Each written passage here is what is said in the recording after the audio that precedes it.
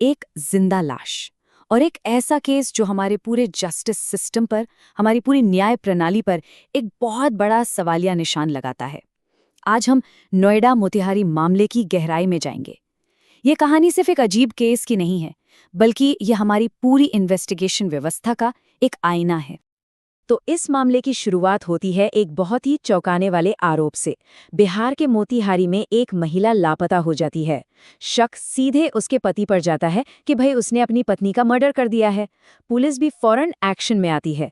पति को गिरफ्तार किया जाता है, 4 महीने के लिए जेल भेज दिया जाता है और तो और चार्जशीट तक फाइल हो जाती है। लेकिन कहानी में सबसे बड़ा ट्विस्ट तो तब आता है जब पता चलता है कि जिस महिला की हत्या का केस चलने वाला था वो तो नोएडा में अपने प्रेमी के साथ जिंदा रह रही है। सोचने वाली बात है, ये घटना हमारी जांच व्यवस्था के बारे में क्या बताती है। जी हाँ, इस पूरी कहानी का सबसे हैरान करने वाला हिस्सा यही है। तो चलिए इस पहले भाग में ये समझने की कोशिश करते हैं कि आखिर कैसे एक बेगुनाह इंसान को एक ऐसी हत्या के लिए जेल हो गई जो कभी हुई ही नहीं थी। अब सबसे बड़ा और सीधा सवाल यही उठता है कि अगर कोई हत्या हुई ही नहीं तो पुलिस ने चार्जशीट किस आधार पर बना दी? वो ठोस सबूत आखिर थे कहाँ? असल में पुलिस की चार्जशीट सिर्फ अंदाजों और अनुमानों का एक पुलिंदा थी। उसमें बेसिक सवालों के जवाब ही नहीं थे। जरा सोचिए, ठोस सबूत के नाम पर क्या था?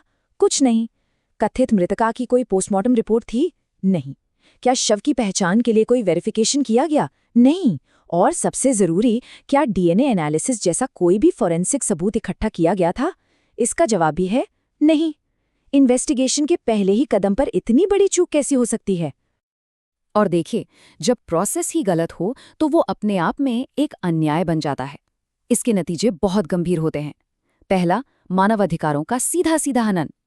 एक बेगुनाह आदमी ने 4 महीने जेल में काटे। ये हमारे संविधान के आर्टिकल 21 यानी जीवन और व्यक्तिगत स्वतंत्रता के अधिकार का साफ उल्लंघन है। दूसरा, सामाजिक असर। उस आरोपी के परिवार को समाज में कितनी शर्मिंदगी और अविश्वास का सामना करना पड़ा होगा। और तीसरा, ये हमारे लोकतंत्र पर चोट है। जब गलत जांच के कारण एक निर्दोष को जेल होती है तो ये लोकतंत्र पर सबसे बड़े हमलों में से एक होता है। इससे होता यह है कि आम आदमी का कानून पर से भरोसा उठने लगता है।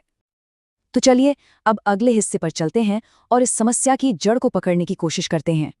क्या हमारा जस्टिस सिस्टम सिर्फ एक कागजी खेल बनकर रह गया है, या इसका असली मकसद सत्य की खोज करना है? हमारे सिस्टम में 2 रास्ते दिखाई देते हैं। एक है कानूनी औपचारिकता का रास्ता, जो लाल फीता शाही के उलझे हुए जाल जैसा है, और दूसरा रास्ता है सत्य की खोज का, जो न्याय तक जाने वाला एक सीधा और साफ रास्ता है। सालों से हमने ये मान लिया है कि इन्वेस्टिगेशन का मतलब है बस एफआईआर से चार्जशीट तक की कागजी कार्रवाई पूरी करना। मगर इस सोच से सिर्फ खाना पूर्ति हो सकता है, न्याय नहीं मिल सकता। और यहीं पर यह बात बिल्कुल सटीक बैठती है कि न्याय की गुणवत्ता इस बात पर निर्भर करती है कि साक्ष्य कितना सच बोल रहे हैं। ये नोएडा मोतिहारी कांड हमारे देश के क्रिमिनल जस्टिस सिस्टम के सामने यही सच आईने की तरह साफ कर देता है। अब सवाल ये है कि क्या इसका कोई समाधान है? हाल ही में सरकार कुछ नए आपराधिक कानून लेकर आई है। क्या वो इस हालत को बदल सकते हैं? चलिए इस भाग में कानून और जमीनी हकीकत के बीच का फासला देखते हैं। तो सरकार ने 3 नए आपराधिक कानून पेश किए हैं। भारतीय न्याय संहिता, भारतीय नागरिक सुरक्षा संहिता और भारतीय साक्ष्य अधिनियम 2023। और सरकार का दावा ये है कि इन कानूनों का मकसद सत्य पर आधारित न्याय को पक्का करना है। लेकिन यहाँ एक बहुत अहम बात है, सिर्फ कानून की किताब बदल देने से बदलाव नहीं आएगा। असली बदलाव तो तब आएगा जब जमीन पर जांच करने के तरीके सुधरेंगे। और नोएडा मोतिहारी मामला इस बात का जीता जागता सबूत है।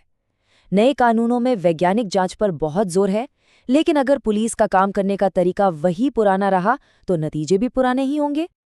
जरा कानून और हकीकत का ये फर्क देखिए, ये हैरान करने वाला है। एक तरफ नया कानून कहता है कि गंभीर अपराधों में फॉरेंसिक जांच जरूरी है, चार्जशीट के लिए ठोस सबूत होने चाहिए और डिजिटल सबूतों का इस्तेमाल होना चाहिए। दूसरी तरफ नोएडा केस की सच्चाई देखिए, कोई डीएनए जांच नहीं हुई, चार्जशीट पूरी तरह अनुमान पर बना दी गई और डिजिटल सबूतों को तो पूरी तरह नजरअंदाज ही कर दिया गया। तो ठीक है, समस्या तो साफ है, पर इसका हल क्या है? आइए अब सुधार के लिए एक 4 सूत्री एजेंडे पर नजर डालते हैं जो एक सच पर आधारित सिस्टम बनाने में मदद कर सकता है। पहला कदम प्री चार्जशीट ऑडिट, मतलब हर चार्जशीट को अदालत में देने से पहले जिला लेवल पर एक केस रिव्यू बोर्ड उसकी जांच करें। दूसरा, अनिवार्य डीएनए परीक्षण, हत्या जैसे हर संगीन मामले में डीएनए टेस्ट कंपलसरी किया जाए। तीसरा, अधिकारियों की जवाबदेही, अगर कोई जांच अधिकारी गलत चार्जशीट फाइल करता है तो उसकी जवाबदेही तय होनी चाहिए। और चौथा, निर्दोष रिहाई एवं मुआवजा कानून, एक ऐसा कानून बनाया जाए जो गलत जांच की वजह से जेल में बंद रहे बेगुनाह लोगों को मुआवजा दे। देखिए, इन सारे सुधारों में न्यायपालिका यानी हमारी अदालतों का रोल सबसे अहम है। अदालत को एक मजबूत फिल्टर की तरह काम करना होगा। अगर जांच में ही खोट है तो फिर पूरी न्यायिक प्रक्रिया ही दोषपूर्ण हो जाती है। अदालतों को किसी भी चार्जशीट को सिर्फ एक कागजी औपचारिकता मानकर स्वीकार नहीं करना चाहिए। और ये शक्ति अदालतों के पास पहले से ही मौजूद है। नई नागरिक सुरक्षा संहिता की धारा 196 के तहत मजिस्ट्रेट के पास ये पावर है कि वो चार्जशीट के आधार की जांच कर सकें। तो उम्मीद यही है कि अदालतें इस फिल्टर को और मजबूत करेंगी ताकि ऐसे केस शुरुआती दौर में ही रोक दिए जाएं। अब इस चर्चा के अंतिम और सबसे महत्वपूर्ण पड़ाव पर आते हैं। ये मामला सिर्फ न्याय का नहीं है, ये उससे कहीं बढ़कर हमारे लोकतंत्र का सवाल है। इस एक गंभीर चेतावनी पर ध्यान देना बहुत जरूरी है। कानून पर आम आदमी का भरोसा कमजोर हुआ है। ये किसी भी लोकतंत्र के लिए सबसे खतरनाक बात है। जब सिस्टम बेगुनाहों को सजा देने लगता है तो नागरिकों का उस पर से विश्वास उड़ जाता है, क्योंकि आखिर में एक भरोसेमंद न्याय प्रणाली ही एक सेहतमंद लोकतंत्र की नींव होती है। ये सिर्फ एक आरोपी का मामला नहीं है, बल्कि इसमें कई स्तरों पर कई लोग पीड़ित होते हैं।